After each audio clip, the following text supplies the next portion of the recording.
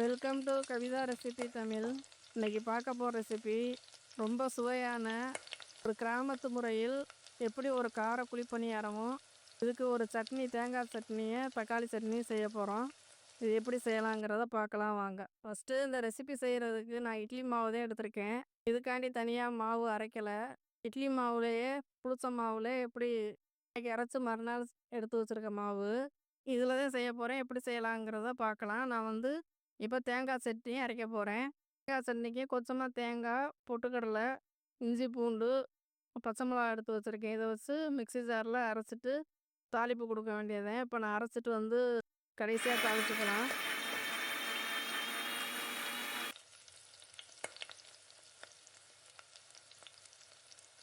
இப்போ தேங்காய் சட்னி இந்த பக்கம் ஓரமாக இருக்கட்டும். நான் இப்போ தக்காளி, வெங்காயமெல்லாம் வதக்கிட்டு தக்காளி சட்னி நான் ஆல்ரெடி வீடியோ தனியாக போட்டிருக்கேன். நீங்கள் போய் செக் பண்ணி பார்த்துக்கோங்க. நான் கொஞ்சமாக ஒரு 3 வெங்காயம், ஒரு தக்காளி, வரமிளகா ஒரு 4 வரமிளகா காரத்துக்கு ஏற்ற மாதிரி சேர்த்துக்கோங்க. இதை வதக்கிட்டு அரைக்க போகிறேன் மிக்ஸி ஜாரில். இப்போ நான் வதக்கி அரைச்சி ஆற வச்சுருக்கேன். அதைத்தான் இப்போ ஜாரில் போட்டு அரைக்க போகிறேன். இப்போ தக்காளி சட்னி ரெடி ஆயிடுச்சு. இப்போ வதக்கினதை ஒரு பாத்திரத்தில் எடுத்து வச்சுட்டு கடைசியாக தாளிப்பு கொடுத்துக்கலாம். இப்போ நம்ம பணியாரத்துக்கு நான் ஏற்கனவே உப்பு போட்ட மாவை தான் எடுத்து வச்சுருக்கேன். கொஞ்சமாக மாவு தேவையோ நீங்கள் அதுக்கேற்ற மாதிரி கூட்டி குறைச்சி சேர்த்துக்கோங்க மாவு. நான் அதுக்கேற்ற மாதிரி இப்போ வெங்காயம்லாம் சேர்த்து நல்லா வதக்கிட்டு மாவில் மிக்ஸ் பண்ணுறதுக்காண்டி நான் எடுத்து வச்சுருக்கேன். ஒரு பெரிய வெங்காயம், கொஞ்சமாக கருவேப்பிலை, பச்சை மிளகா, கடுகுளுந்தம் பருப்பு, கடலைப்பருப்பு இதை வச்சு நம்ம வதக்கிட்டு மாவில் மிக்ஸ் பண்ணி ஊற்ற போகிறோம். இப்போ ஒன்றா சேர்த்துக்கலாம். இப்போ ஸ்டவ்வை பற்ற வச்சு ஒரு பேன் எடுத்துக்கோங்க. நல்லா சூடானதுக்கு பின்னாடி கொஞ்சமாக எண்ணெய் சேர்த்துக்கோங்க. எண்ணெய் நல்லா சூடாகட்டும். சூடானதுக்கு பின்னாடி கொஞ்சமாக கடுகு, ஒரு அரை ஸ்பூனுக்கு ஏற்ற மாதிரி கடுகு சேர்த்துக்கோங்க. கடுகு நல்லா பொரிஞ்சு வரட்டும். இது கூடவே கொஞ்சமாக பச்சை மிளகா, கொஞ்சமாக கருவேப்பிலை, கட் பண்ணி வச்சுருக்கேன் வெங்காயத்தை இது கூட சேர்த்து வதக்கணும். வெங்காயத்தில் உப்பு எதுவும் சேர்க்க வேணாம். நான் ஏற்கனவே மாவில் உப்பு சேர்த்துருக்கேன், அதுவே போதும். வெங்காயம் ஒரு 2 நிமிஷம் 3 நிமிஷம் நல்லா வதங்கட்டும். வதங்கினாத்தே நல்லாயிருக்கும் பணியாரம். இல்லைன்னா நறுக்குன்னு இருக்கும் ஒரு மாதிரி கடிக்கிறப்ப. நல்லா வெங்காயம் வதக்கி விட்டு ஒரு 2 நிமிஷம் 3 நிமிஷம் நல்லா வதக்கி விடுங்க.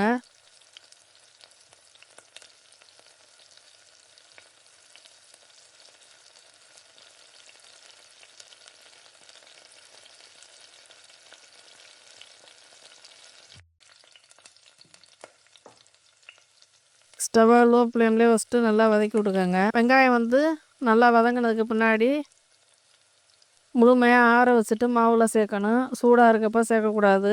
வெங்காயம் நல்லா கண்ணாடி பக்குவத்து நல்லா வதங்கி வரட்டும். நல்லா வதங்கிடுச்சு. இப்போ ஓரமாக இருக்கட்டும், ஆற வச்சிடலாம். இப்போ பணியார சட்டியை ஸ்டவ்வை பற்ற வச்சு சூடு பண்ணிக்கிடலாம். அதான் சூடாகிறதுக்கு முன்னாடி இது ஆறின வெங்காயத்தை இட்லி மாவு தான் எடுத்திருக்கேன். தேவையான அளவு எடுத்திருக்கேன். ஏற்கனவே மாவில் உப்பு சேர்த்துருக்கேன். உப்பு சேர்த்ததுனால நான் இப்போ சேர்க்கலை உப்பு. இப்போ வதக்கின வெங்காயம்லாம் ஆறுனதுக்கு முன்னாடி மாவில் கலந்து இந்த மாதிரி கலந்து விட்டுக்கோங்க. இப்போ நல்லா கலந்து விட்டு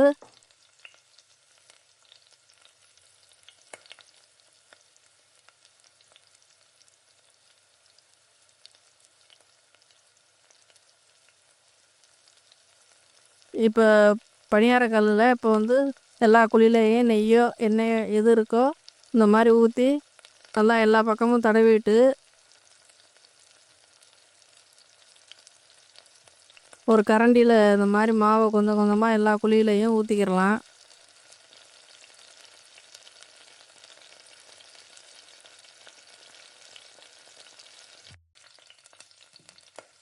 நிறைய ஊற்றாமல் கொஞ்சம் முக்கால் அளவு ஊற்றுங்க, கரெக்டாக இருக்கும் வேகிறப்ப.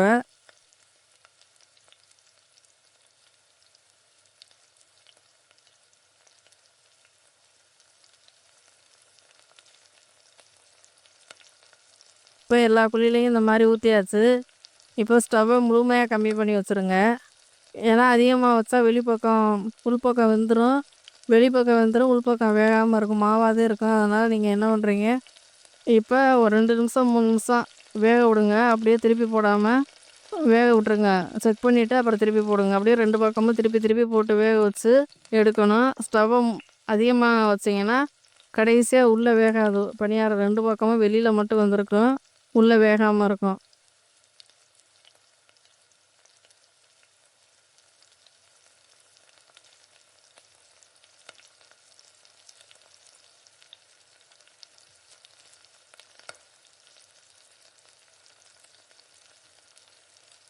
அதனால் பொறுமையாக இந்த மாதிரி சுட்டு எடுக்கணும். இப்போ எல்லா பணியாரத்தையும் நல்லா திருப்பி திருப்பி போட்டு வேக வச்சு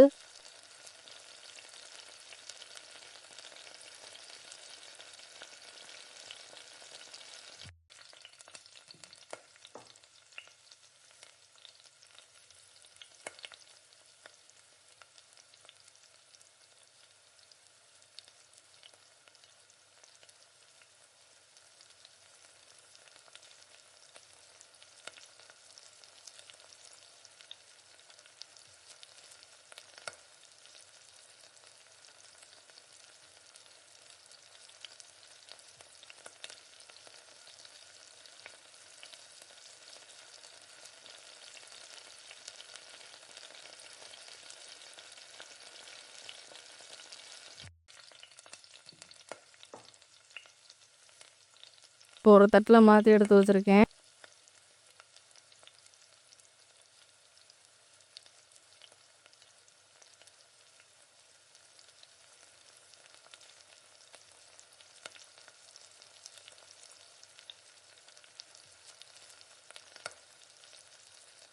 இருக்கிற மாவு எல்லாத்தையுமே இந்த மாதிரி ஊற்றி எடுத்துக்கலாம். இப்போ இந்த மாவை அதே மாதிரி தான் இப்போ எண்ணெயை ஊற்றிட்டு கொஞ்சம் கொஞ்சமாக அந்த மாதிரி குழியில் சேர்த்துட்டு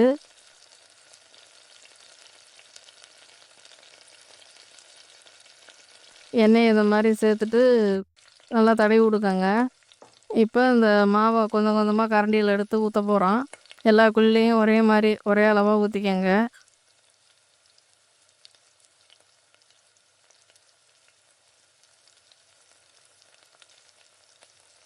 ஊற்றிட்டு இப்போ மாவு இப்படி மாவாக இருக்கிறப்ப திருப்ப முடியாது. ஒரு 3 நிமிஷம் அப்படி விட்டுருங்க.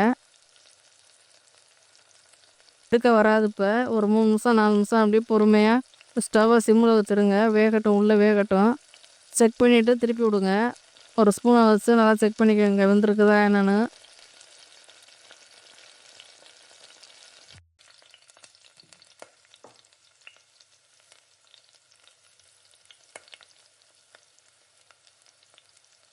இப்போ உள்பக்கம் வெந்திருக்கு. இப்போ வெளியில் திருப்பி போட்டாச்சு. எல்லா பணியாரத்தையும் இந்த மாதிரி ஒரே மாதிரி இந்த மாதிரி திருப்பி திருப்பி போட்டு 2 பக்கமும் நல்லா ரோஸ்ட் ஆகட்டும். அந்த மாதிரி நல்லா திருப்பி திருப்பி போட்டு வேக வச்சு எடுத்துக்கோங்க.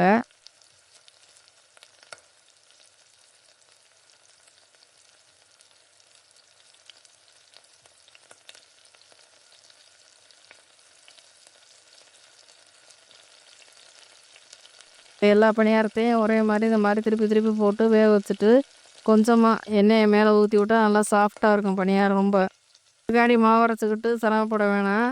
இப்படி இட்லி மாவுலேயே நீங்கள் இந்த மாதிரி ஒரு கார சட்னியும் செய்யலாம்.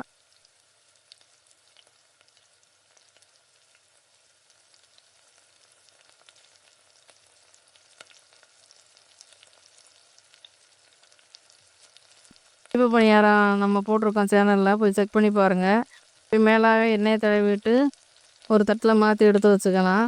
இப்போ 2 பக்கமுமே வெந்துருச்சு. இப்போ திருப்பி திருப்பி போட்டு 2 பக்கமும் நல்லா வேக வச்சாச்சு.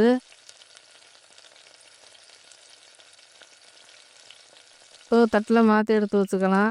இப்போ பணியாரம் எல்லா பணியாரத்தையும் ஒரு தட்டில் மாற்றி எடுத்து வச்சாச்சு.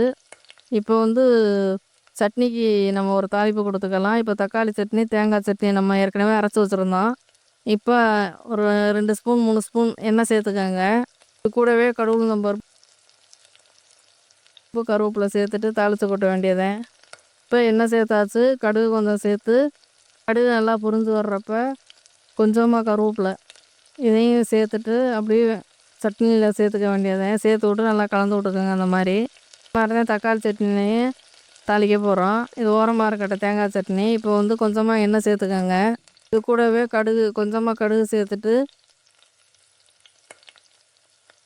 கடுகு நல்லா பொரிஞ்ச உடனே கருவேப்பிலை சேர்த்துக்கோங்க.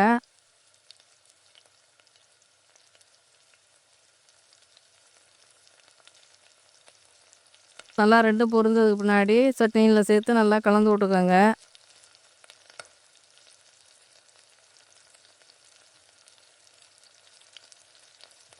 நல்லா தக்காளி சட்னிலாம் நல்லா கலந்தாச்சு. இப்போ 2 சட்னியும் ரெடி ஆயிடுச்சு. இப்போ 2 சட்னியும் ரெடி ஆயிடுச்சு.